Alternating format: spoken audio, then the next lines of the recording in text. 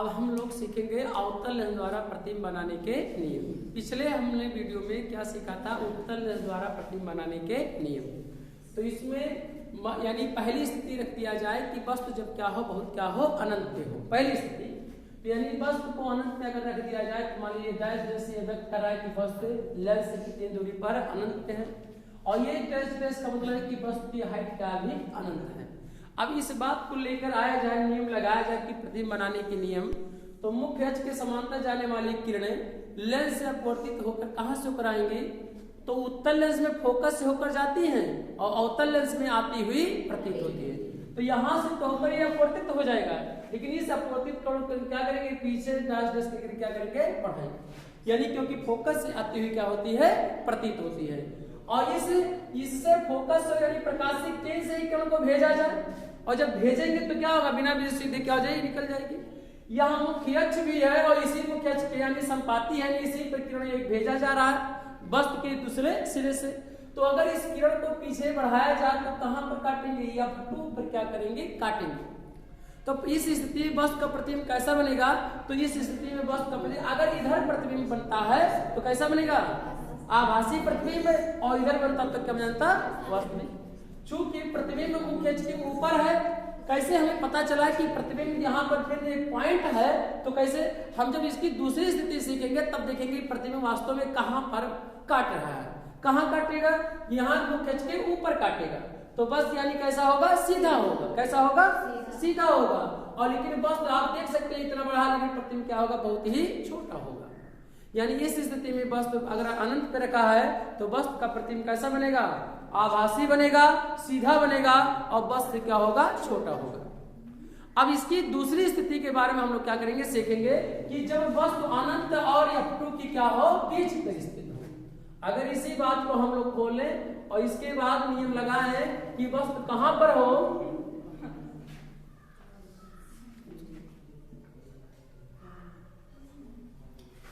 वस्तु कहां पर मान लिया गया कि वस्तु कहां पर है, यहां पर रखा गया है, और क्या है, और डैश। या कौन सी स्थिति है बाबू, दूसरी स्थिति है। अब हम लोग क्या करेंगे, वो डैश नियम लगाएंगे, मुख्य अक्ष के समांतर जाने वाली किरणें लेंस से अपवर्तित होकर कहां से होकर, फोकस से आती हुई क्या होती है, प्रतीत होती है। यदि इस आपतित किरण को पीछे से बढ़ाया जाए तो आपको दिखाई पड़ रहा होगा कि फोकस से यहाँ पर कोई बैठा हो तो आपको दिखाई पड़ेगा कि आप फोकस से होकर क्या आ रहे हैं। और दूसरा नियम लगा दिया जाए कि प्रकाशिक केंद्र से होकर जाने वाली किरणें, तो प्रकाशिक केंद्र से होकर जाने वाली किरणें बिना विचलित को सीधे निकल जाती हैं। तो इस बात को ये यानी इसकी दिशा को प्रदर्शित कर दिया जाए तो बिना विचलित सीधे क्या हो जाएगी, निकल जाएगी। इस अपवर्तित किरण को क्या किया जाए, पीछे बढ़ाया जाए, और इसे कहा तो आप देख रहे हैं कि ये दोनों किरणें यहीं पर क्या कर रही हैं, काट रही हैं। तो यहाँ पर काट रही है, प्रतिबिंब का निर्माण कहाँ पर होगा, यहाँ पर होगा। अपवर्तित किरण ये भी है, और इसको अगर देखा, ये आपतित किरण है, और दोनों काटेंगी, जहां दो किरणें काटती हैं वहीं प्रतिबिंब का क्या होता है, निर्माण होता है। वह क्या होगा, आई और क्या होगा, आई डैश। यानी आई और क्या होगा, आई डैश। आपको इस स्थिति में दिखाई पड़ रहा होगा कि प्रतिबिंब कैसा है। यानी इस स्थिति में अगर देखा जाए, इस स्थिति में यानी इस स्थिति चाहे एक स्थिति हो, इसके चाहे दो स्थितियां हो, चाहे तीन, सभी स्थितियों में, एक स्थिति में नहीं, सभी स्थितियों में, चाहे वस्तु अनंत पर रखा जाए, चाहे वस्तु को पास ही रखा जाए, बढ़ाया जाए, तो एक ही स्थिति होगा कि अवतल लेंस द्वारा प्रतिबिंब का यानी अवतल लेंस द्वारा वस्तु का प्रतिबिंब सदैव होने का होता है, हमेशा। कैसा प्रतिबिंब बनेगा, इधर है बना रहा है, प्रतिबिंब बन रहा है, इधर बन रहा है, तो कैसा बनेगा, आभासी होगा। क्या होगा, आभासी होगा। मुख्य अक्ष के ऊपर काट रहा है तो कैसा बनेगा, सीधा होगा। अब आप देख रहे हैं कि वस्तु क्या होगा, वस्तु बड़ा है कि छोटा है, तो आपको दिखाई पड़ रहा होगा प्रतिबिंब कैसा है, छोटा है। तो क्या होगा, वस्तु तथा वस्तु क्या होगा, तथा वस्तु से क्या होगा, वस्तु से छोटा होगा, वस्तु से क्या होगा, छोटा होगा। ये अगर इसके पहले भी अगर देखा जाए तो हमने इस बात के पॉइंट प्राप्त हुआ था, और जो कि वस्तु क्या था, छोटा था। प्रतिबिंब इधर बन रहा था तो आभासी था, लेकिन ये नहीं दिखाई, एक पॉइंट था इसलिए उसमें नहीं दिखाई पड़ा था कि प्रतिबिंब उल्टा बनेगा कि सीधा। लेकिन जब वस्तु को हमने और पास लेकर आया तो देखा कि प्रतिबिंब कैसा बन रहा है, उल्टा सीधा बन रहा है, और वस्तु कैसा बन रहा है, छोटा बन रहा है। तो इससे आभास है, आभासी प्रतिबिंब है, तो उससे हम अनुमान लगा लिया गया कि जो प्रतिबिंब बनेगा अनंत में रख दिया जाएगा तभी वस्तु कैसा बनेगा, क्या बनेगा, छोटा बनेगा। तो यानी अवतल लेंस द्वारा वस्तु का प्रतिबिंब सदैव कैसा बनेगा, अवतल लेंस द्वारा वस्तु का प्रतिबिंब सदैव क्या बनेगा, आभासी होगा, सीधा होगा, और वस्तु क्या होगा, छोटा होगा। कहां पर बनेगा ये सदैव, तो अवतल लेंस द्वारा वस्तु का प्रतिबिंब सदैव फोकस और प्रकाशिक केंद्र के बीच बनेगा। यानी मुख्य फोकस और प्रकाशिक केंद्र के बीचों बीच, यानी बीचों बीच का मतलब होता है मध्य, और मध्य का मतलब है कि बीच नहीं, कि बीचों का मतलब है कि मुख्य फोकस और प्रकाशिक केंद्र के बीच कहीं भी बन सकता है। तो ये रहा हमारा अवतल लेंस द्वारा प्रतिबिंब बनाने का नियम। इसके बाद हम आप लोग सीखेंगे लेंस सूत्र सीखेंगे। क्या सीखेंगे, लेंस सूत्र। चिन्ह पर पाटी के नियम हम लोग इसके पहले सीख लें। चिन्ह पर पाटी के नियम,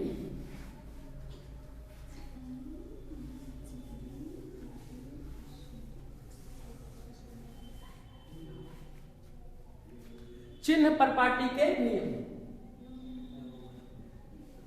चिन्ह पर पाटी के नियम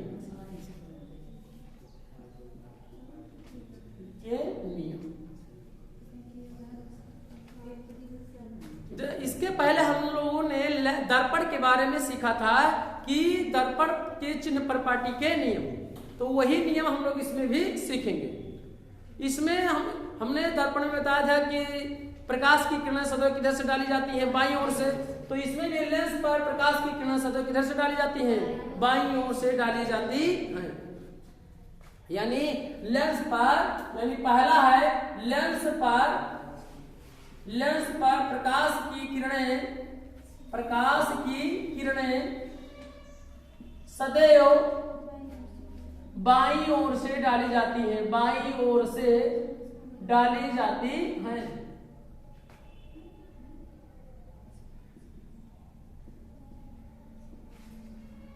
लेंस पर प्रकाश की किरणें सदैव बाईं ओर से, बाईं ओर से का मतलब आप देख सकते हैं क्या है, बायां है, ये क्या है, दायां है। तो जब भी प्रकाश की किरणें डाली जाएंगी तो सदैव किधर से डाली जाएंगी, बाईं ओर से ही डाली जाएंगी। दूसरा है सभी दूरियां, यानी समस्त दूरियां, यानी सभी दूरियां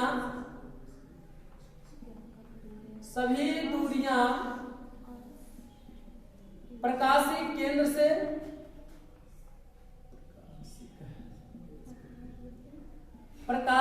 केंद्र से तथा मुख्य अक्ष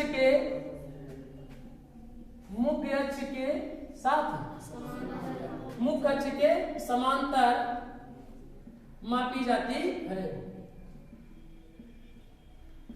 जो सभी दूरियां हैं लेंस के प्रकाशिक केंद्र से ही मापी जाती है, यानी प्रकाशिक केंद्र को मूल बिंदु मानकर हम लोग उसको क्या करते हैं, दूरी को मापते हैं। मान लीजिए कौन सा लेंस है, ये उत्तल लेंस, प्रकाशिक केंद्र होगा बीच में, ये मुख्य अक्ष होगा, तो प्रकाशिक केंद्र सी है। अगर इसी को अगर 4 भागों में से बांट दिया जाए तो निर्देशांक ज्यामिति के आधार पर आप देख सकते हैं इधर की दूरी क्या होगा, धनात्मक, इधर की दूरी क्या होगा, ऋणात्मक, ऊपर की दूरी क्या होगा, पॉजिटिव, नीचे की दूरी क्या होगा, निगेटिव। जब भी होगा यानी सी क्या होगा, प्रकाशिक केंद्र यानी मूल बिंदु की तरह क्या करेगा, कार्य करेगा। अर्थात इसका निर्देशांक क्या होगा, 0,0।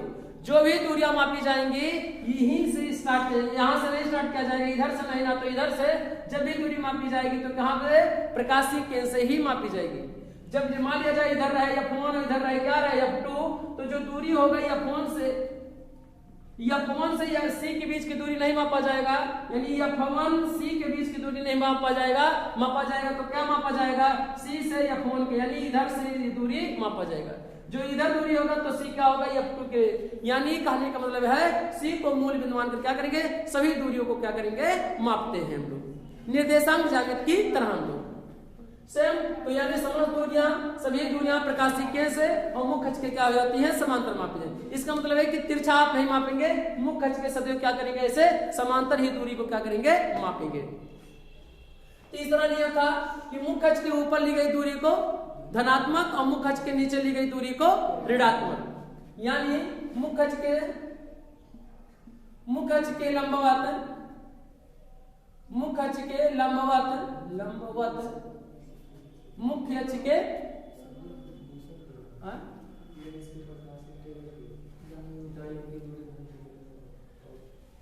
देखिए इसमें नंबरिंग का कोई इसमें रोल ज्यादा नहीं है, आगे पीछे भी आप कह सकते हैं, पहला दूसरा तीसरा हो जाए तो चौथा हो जाए, पांचवा हो जाए और छठवा हो जाए, तो इससे कोई दिक्कत नहीं है। हम लोग देखते हैं तीसरा कौन सा नियम पढ़े हम लोग, तीसरा नियम। तीसरा हम लोग सीखेंगे क्या, मुख्य अक्ष के, मुख्य अक्ष के, मुख्य अक्ष के, मुख्य अक्ष के लंबवत, लंबवत मुख्य अक्ष के लंबवत वस्तु तथा, वस्तु तथा प्रतिबिंब की लंबाई, प्रतिबिंब की लंबाई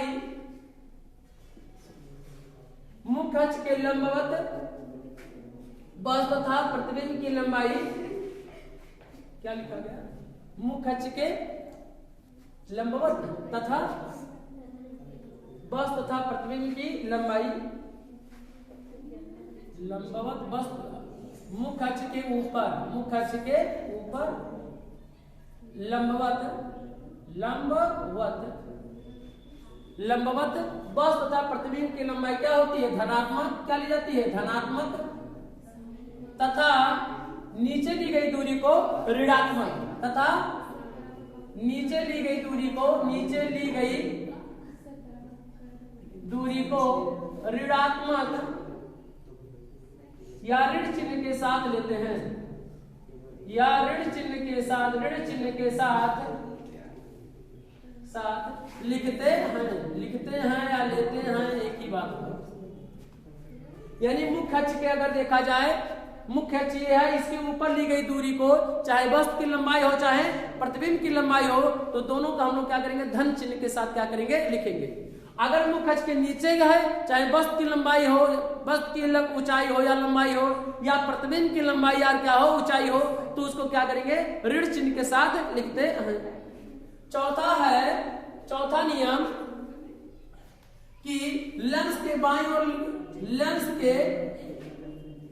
के बाईं ओर की दूरी को, बाईं ओर की दूरी को ऋण चिन्ह के साथ, किस चिन्ह के साथ, ऋण चिन्ह के साथ, किसके, ऋण चिन्ह के साथ,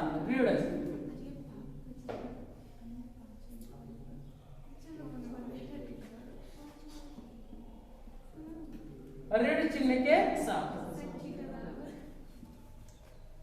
ऋण चिन्ह यानी माइनस, लेंस के बाईं ओर की दूरी को ऋण चिन्ह के साथ, ऋण चिन्ह, तथा दाईं ओर की दूरी को, दाईं ओर की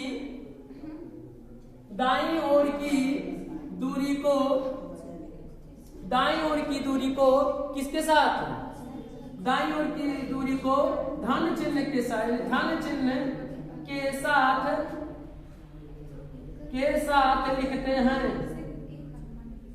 लिखते हैं। ऐसा क्यों लिखते हैं, इस बात को देखिए। ये कौन सा लेंस है आपके सामने, उत्तल लेंस है। ये कौन सी रेखा है, मुख्य अक्ष है। इधर क्या होगा, F1 होगा, इधर क्या होगा, F2 होगा। जब बाईं ओर की जो दूरी होगा, समस्त दूरियां प्रकाशीय केंद्र से मापी जाती हैं। तो क्या है, प्रकाशीय केंद्र क्या है, C है। यानी बाईं ओर के चिन्ह का अगर देखा जाए तो ये किरण है कि नहीं, यहाँ पर, यहाँ से किरण है। मान लिया गया कि जब वस्तु है तो जो भी लेंस की बाईं ओर की दूरी है, इसको माइनस चिन्ह के साथ लिखते हैं। ऐसा इसलिए क्योंकि जो दूरी मापी जाती है वो आपतित किरण की विपरीत दिशा में मापी जाती है, इसीलिए इसको माइनस चिन्ह के साथ। यानी F1 से C2 के बीच की दूरी नहीं मापा जाता है, C से F1 या C से इधर की दूरी को मापा जाता है। तो इसलिए और ये आपतित किरणों की विपरीत दिशा में दूरी मापी जाती है, इसलिए इसको किसके साथ, माइनस चिन्ह के साथ लिखा जाता है। और इधर की दूरी को केवल प्लस चिन्ह के साथ ली जाती है, क्योंकि ये जो दूरी मापी जाती है प्रकाशिक केंद्र से, ये जो दूरी की दिशा इधर है वो आपतित किरण की दिशा में मापी जाती है, इसलिए इसको क्या करेंगे, धन चिन्ह के साथ। बाईं ओर की दूरी आपतित किरण की विपरीत दिशा में मापी जाती है, इसलिए माइनस चिन्ह के साथ, और दाईं ओर की दूरी प्लस चिन्ह के साथ। क्यों? क्योंकि आपतित किरण की दिशा में यह दूरी मापी जाती है, इसलिए दाईं ओर की दूरी को हम लोग क्या करते हैं, प्लस चिन्ह के साथ लिखते हैं। तो अगर इस आधार पर इस नियमों को क्या कर दिया जाए, मिला दिया जाए, इन कितने नियमों, चारों नियमों को मिला दिया जाए, चारों नियमों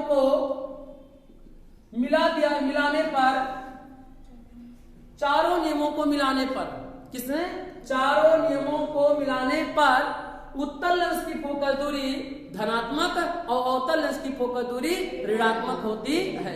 किस नियम के आधार पर? इन चारों नियमों के आधार पर चारों नियमों को मिलाने पर उत्तल लेंस की फोकस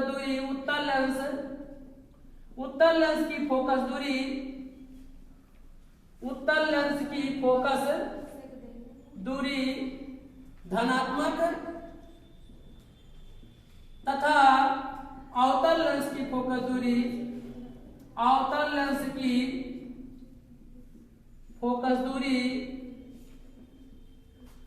ऋणात्मक होती है। किस आधार